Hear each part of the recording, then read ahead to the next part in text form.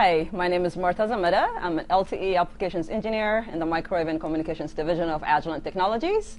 Today, I'm here to show you how to make an LTE EVM measurement with industry's best EVM performance.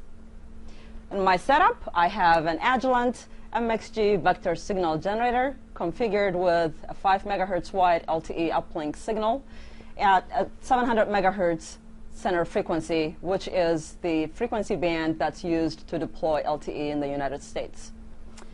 The RF output of the MXG is going into the RF input of the PXA, and the PXA is running the built-in LTE measurement application.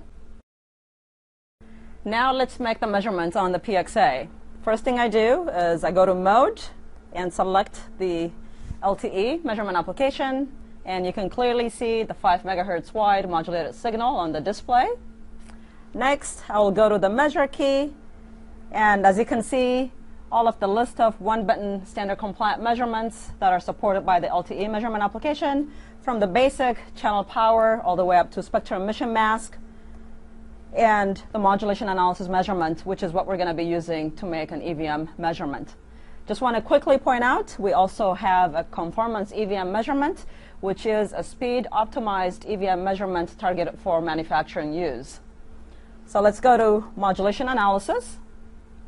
And as you can see, the signal is not being demodulated because I need to change the direction to an uplink. So by going to mode setup, I'll change the direction from the default downlink to uplink, and as soon as I do that, you'll see the PXA automatically synchronizes to the signal, and you'll see it being demodulated on the display.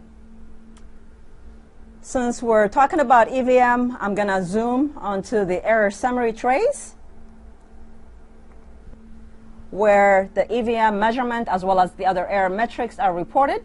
So we're going to focus at the EVM, which is the composite EVM, the first metric that's reported there.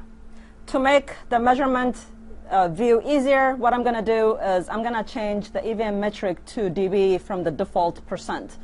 So I do that by going to Measurement Setup, More, Advanced, and Result Format.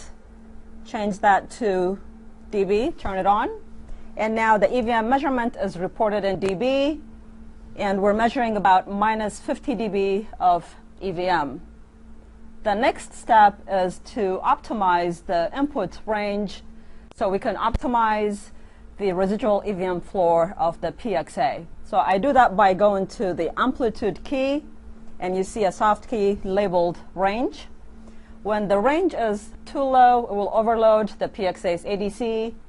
When the range is too high, we'll introduce noise, which will degrade the EVM. So a good rule of thumb is to lower the range until you see an overload message, and you increase it by 1 step. So let's do that. I'm going to manually lower the range, and you will see as I lower the range, the EVM performance gets better. Right now we're measuring about minus 54, minus 55. So I'm going to continue to reduce the range until I get an overload message. And at about minus 4 dB, I get the input overload message.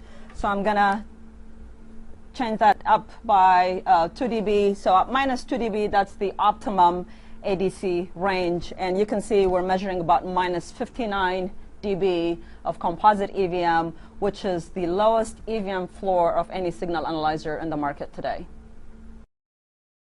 So minus 59 dB of EVM floor is clearly a very clean signal. In a real-world environment, you're going to have signals with impairments, and you would like to see deeper in the signal to be able to troubleshoot. One of the advantages of the Agilent LTE measurement application is, in addition to giving you numeric results of EVM, it provides you more than 35 different traces to help you troubleshoot your signal. So let's go ahead and take a look at some of those examples. So I'm going to zoom out of the error summary trace and go back to the default trace, which is showing you 4 different traces, including the constellation diagram. Here we're looking at EVM across different symbols, spectrum, and then the error summary. So as an example, what I'm going to do is I'm going to go ahead and change trace number 2 And I'm going to display what we call a frame summary trace. So what the frame summary trace does is it provides you the EVM of the individual channels and signals that are present. And the other advantage is the displays are color-coded based on the signal. So if the overall EVM is high, you'll be, by looking at the channel and the channel color, you'll be able to see which channel or signal is contributing to the high EVM. Of course, if you would prefer to use markers, instead of just visually looking at the channel and signal, we provide 12 different markers that you can use to help you identify which channels or signals are actually providing with the highest EVM.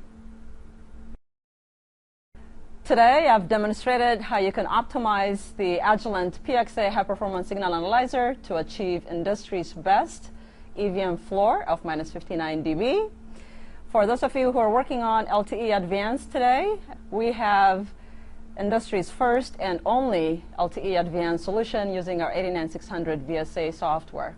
If you'd like to see demonstration of the Agilent PXA or our LTE solutions, please contact your local Agilent representative or visit us at agilent.com/find/PXA. Thank you for watching.